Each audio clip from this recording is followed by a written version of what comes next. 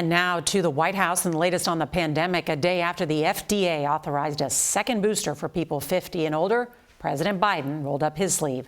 His shot came with a warning to Congress that funding things like testing will run out, and that means the U.S. won't be able to keep up testing beyond June. CBS's Ed O'Keefe has more from the White House. President Biden today urged Congress to approve tens of billions of dollars in new COVID funding, warning the consequences of inaction will be severe. This isn't partisan, it's medicine. Mr. Biden got his second booster shot, as recommended by the CDC for older Americans.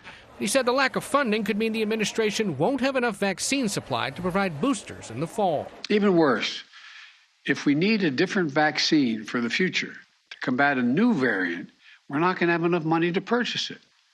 We cannot allow that to happen.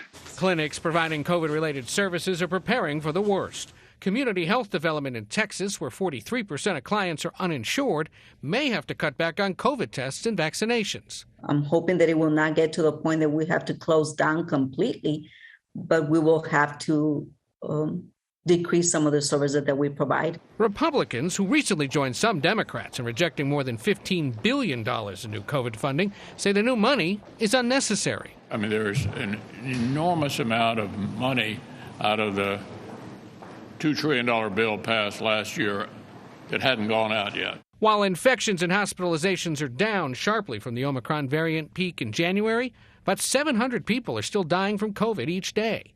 The federal government has stopped buying monoclonal antibodies, a key drug that protects and treats people at risk of severe COVID-19, and it's cut the size of its shipments to states and territories. Without more funding, we'll start to run out of them by the end of May.